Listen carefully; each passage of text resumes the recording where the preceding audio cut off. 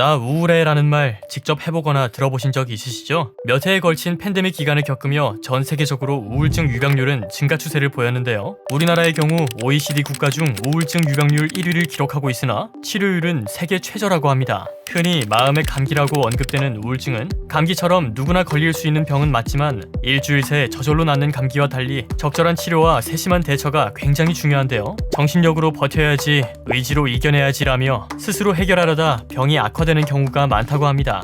오늘 건강한 건강에서는 우울증이란 무엇인지 함께 알아보겠습니다.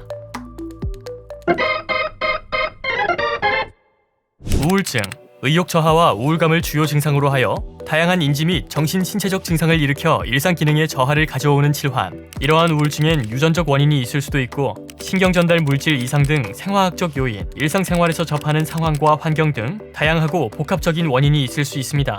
또한 팬데믹 기간처럼 감염에 대한 불안과 무거운 사회 분위기가 우울을 유발하는 경우도 있고 지금과 같은 연말에는 일조량이 감소하고 다른 이들과의 비교로 오는 상대적 박탈감 등이 더해질 수 있으므로 특히 더 조심해야 할 질환입니다. 오늘 좀 우울한 것 같네.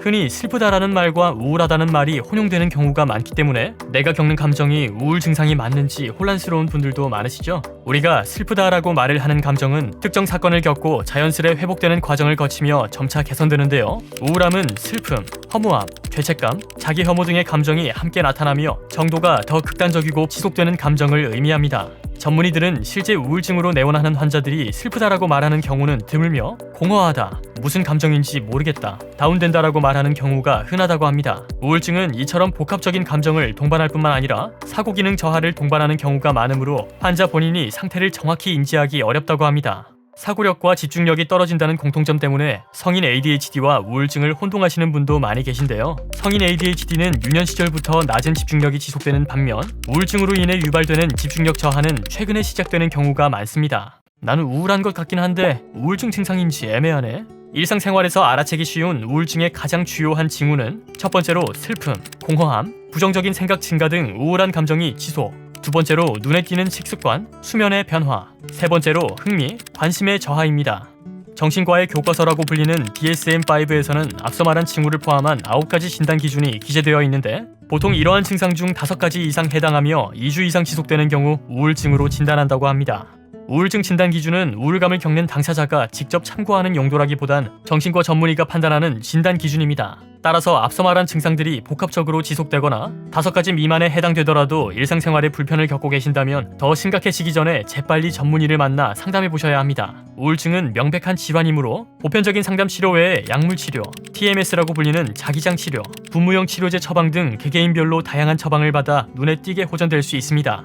나는 너무 예민해서 이러한 성향이 우울증으로 발전할까 두려워. 나는 새로 옮긴 직장에서 너무 스트레스를 많이 받아서 우울증에 걸릴까 무서워. 우울증은 다양한 원인으로 유발될 수 있는 질환이므로 평소 경각심을 갖는 것도 중요합니다. 우울증을 완벽하게 예방하는 방법은 없지만 전문의들은 타인과의 친밀한 교류, 가치 있다고 생각하는 일에 열중하는 것이 도움이 된다고 말합니다. 특히 운동 등의 신체적 활동은 세로토닌과 도파민 분비에 긍정적 영향을 주는데요. 이는 우울증의 주요 원인 중 하나인 신경전달 물질 불균형을 예방하므로 큰 도움을 줍니다. 흔한 질환인 만큼 본인이 직접 겪지 않더라도 주변에 우울 증상으로 힘들어하는 분을 만나기도 하는데요. 금방 지나갈 거야. 나도 다 겪었어. 다 그런 거야. 와 같은 섣부른 조언과 위로는 오히려 우울증 환자에게 독이 될 수 있다고 합니다. 따라서 소중한 지인이 우울 증상으로 힘들어한다면 내가 언제든 너의 말을 들어줄게. 힘든 것이 있으면 말해줘. 라는 말을 통해 안전기지가 되어주는 것이 아주 큰 도움이 될 것입니다.